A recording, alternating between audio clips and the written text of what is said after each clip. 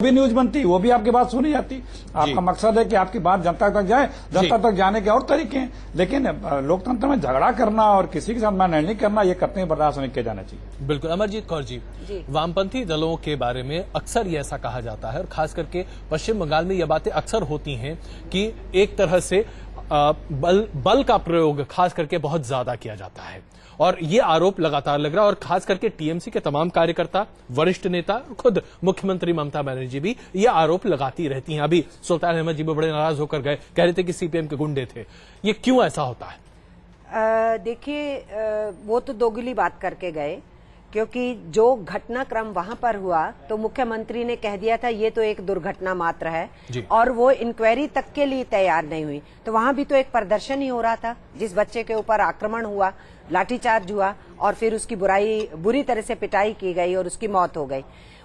जो उसके बदले में यहाँ दिल्ली में प्रदर्शन हुआ तो प्रदर्शन ये भी था, यहाँ भी प्रदर्शन का अधिकार है, लेकिन मैं ये मानती हूँ कि वायलेंस को जस्टिफाई नहीं किया जा सकता और सीपीएम की टॉप लीडरशिप इसके बारे में संज्ञान ले रही है कि ये क्यों हुआ और नहीं होना चाहिए था, नहीं होना चाहिए था कहीं भी हो। लेकिन इस घटना के बदले में जो अब हो रहा है बंगाल के अंदर, दफ्तरों के ऊपर अटैक हो रहे हैं, ह्यूमिलिएशन हो रही लीडर्स की, या उससे पहले इनके लोगों ने एक सीपीएम के फॉर्मर मिनिस्टर के ऊपर आक्रमण किया था, उनको अस्पताल पहुंचाया था। सवाल यहाँ पर उठता है, विरोध का एक अपना तरीका होता है। मान लीजिए कि बुद्धदेव भट्टाचार्य जब मुख्यमंत्री थे उस वक्त टीएमसी के कार्यकर्ता इस तरीके से विरोध करते, क्या आप लोग इसे बर्दाश्त करते?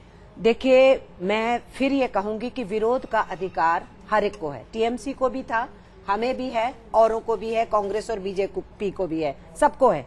लेकिन उस विरोध के दौरान वायलेंस नहीं हो, ये सभी को ही इस कमिटमेंट को लेना चाहिए। और अगर कोई वायलेंस होती है तो उसको हम जस्टिफाई नहीं करते, हम निंदा करते। क्या आप लोग इस बारे में जांच कर रहे हैं कि खुद वो लोग आपके कार्यकर्ता थे या नहीं, और अगर थे तो उन्हें वहां तक कौन लेकर गया था? देखिए, मैं तो सीपीआई से हूँ, इसलिए मैं तो ये नहीं इंक्वायरी करने बैठूंगी, आप खुद नहीं कर सकते। लेकिन मैं इतना जानती हूँ कि सीपीएम के अंदर वामपंथी दलों में तालमेल बहुत अच्छा होता है, तालमेल है, इसलिए मैं आपको बता रही हूँ कि सीपीएम के अंदर ये चर्चा है, उसका वो संज्ञान ले रहे हैं, उन्होंने दिल्ली पार्टी के उनके लोगों को बुलाया है, नेशनल जनरल सेक्रेटरी ने, वो ले रहे हैं। इसलिए हम जस्टिफाई नहीं करते और हम चाहते हैं कि वो जरूर इसके ऊपर कुछ न कुछ कार्रवाई करें, वो भी नॉट ओनली हम लीगल एक्शन जो अपना प्रोसेस अलग होता है, लेकिन पार्टी खुद करे, की तरफ से भी कार्रवाई होनी चाहिए, इसमें कोई दो राय। पर मैं ये कहूंगी कि इसको एक तरफा करके देखा नहीं जा सकता कि वो अगर गुस्सा प्रदर्शन का निकला तो वो क्यों कर निकला, क्योंकि वहां पर कोई एक्शन नहीं ले रहे, और इस घटना के बाद वो क्या कर रहे हैं, वो भी ऐसा ही नहीं, कुछ बिल्कुल कर रहे हैं। यही हम अभी अपने रिपोर्ट में दिखाना लेकिन ये जो इंटॉलरेंस है, देखिए मेरी बात सुनिए, आपकी तो सिर्फ इतनी बात पे उन्होंने शोर मचा दिया, आपने कहा भी नहीं। आपका सेंटेंस क्या था आपके कमेंटेटर का कि कुछ लोग ये अंदाजा लगा रहे हैं लेकिन खुल के सामने कोई नहीं आके कह रहा है, आपने ये कहा और उनसे ये बर्दाश्त नहीं हुआ और वो सारे प्रदर्शनकारियों को गुंडे कह करके और यहाँ डायस से उठ के चले गए। और कहां से फिगर उठा लाए कि 55,000 लोग मर गए वहां पर बंगाल के अंदर, जब से ममता जी आई हैं। लॉ एंड ऑर्डर सिचुएशन की बात उस समय भी होती थी, आज भी होती है, लेकिन आइए अपने दर्शकों को हम एक बार फिर दिखाएं। आप देखिए, हमारे साथ मौजूद थे खुद टीएमसी के सुल्तान अहमद जी, लेकिन सुल्तान अहमद जी बहुत नाराज हो गए इस बात से कि ऐसा कैसे हो सकता है कि कोई भी व्यक्ति ममता बनर्जी के बारे में कुछ भी ऐसा कहे जो शायद उनकी पार्टी बर्दाश्त नहीं करती। ये खाली कुर्सी अभी हम आपको दिखाने जा रहे हैं, देख लीजिए ये खाली कुर्सी। लेकिन आइए हम आपको ये दिखाना चाहते हैं कि इस पूरे मसले पर दिल्ली पुलिस ने क्या बयान दिया है। दिल्ली पुलिस का कहना है कि ममता बनर्जी को वीआईपी एंट्री से जाने के लिए कहा गया था, लेकिन ममता बनर्जी ने खुद ही दूसरा रास्ता चुना, इसलिए ममता बनर्जी की सुरक्षा की जिम्मेदारी उनके ऊपर नहीं आती है। दूसरे रास्ते पर प्रदर्शन हो रहा था। गृह मंत्रालय को दिल्ली पुलिस ने यह जवाब भेजा है और ये हमने अभी आपके सामने पेश किया है। और साथ ही साथ हम आपको ये भी बता दें कि हमारे साथ मौजूद थे सुल्तान अहमद जी, टीएमसी के वरिष्ठ नेता, लेकिन बहुत ज्यादा, इतने ज्यादा नाराज हुए कि इस पूरी चर्चा से उठकर वो बाहर निकल गए। और आइए अब आपको दिखाते हैं कि ममता बनर्जी ने जब कल उनके साथ जिस तरीके से व्यवहार किया गया था, उसके बाद आज किस तरीके से उन्होंने कहा कि अगर दिल्ली में एक व्यक्ति खड़ा किया जाता है जो उनका विरोध करता है, तो कोलकाता में ऐसे 10 लाख लोगों को वो खड़ा कर सकती हैं जो वामपंथी दलों का विरोध करते हैं। देखिए ममता बनर्जी की ऊपर ये report. stop the development of the state like this hooliganism. I can extract 10 lakhs. Only 10 hooligans. 10 hooligans.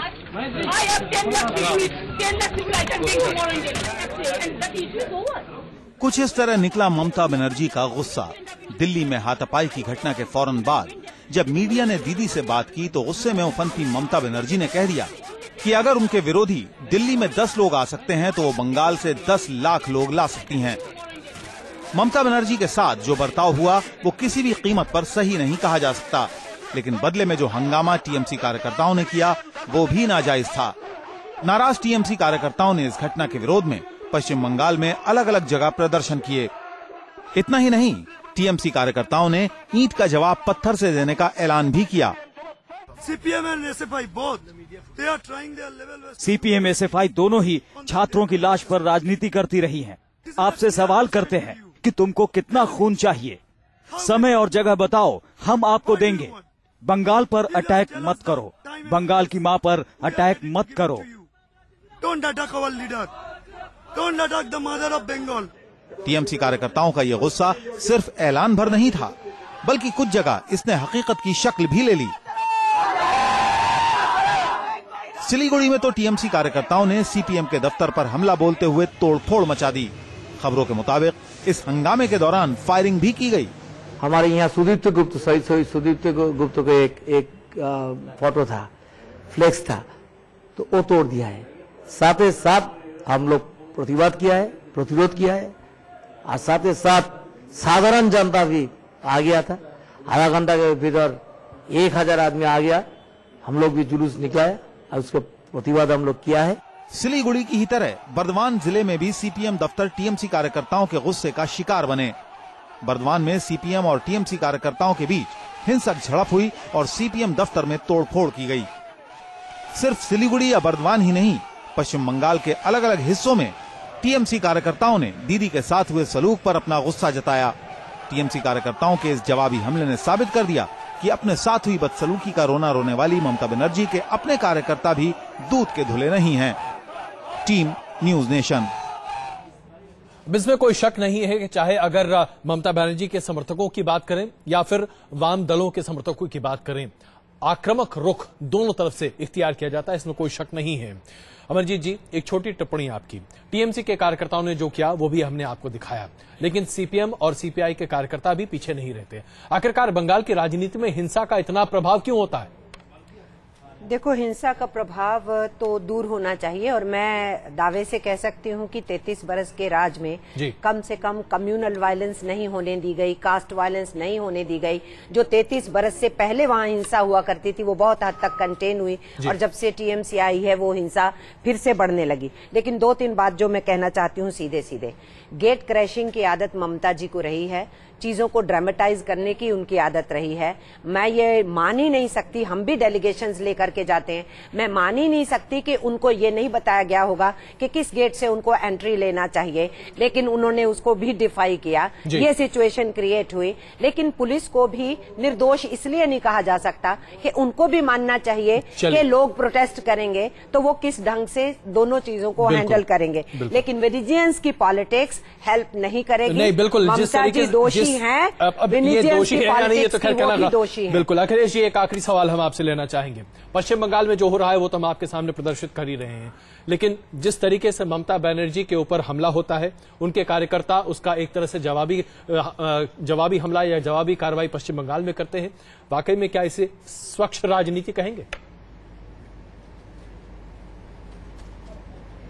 नहीं, ये बड़ा दुखद है कि पश्चिम बंगाल में पिछले कई दशकों से वहाँ की राजनीति ने काफी हिंसा का रूप ले लिया है जी। आप देखिए, हमेशा चाहे पंचायत के चुनाव, प्रधान के चुनाव, विधानसभा के चुनाव, लोकसभा के चुनाव, ऐसे उसके अलावा भी कोई कार्यक्रम हो तो अक्सर हिंसक रूप ले लेता है और कार्यकर्ताओं के दोनों तरफ से जाने चली जाती हैं। ये क्यों है?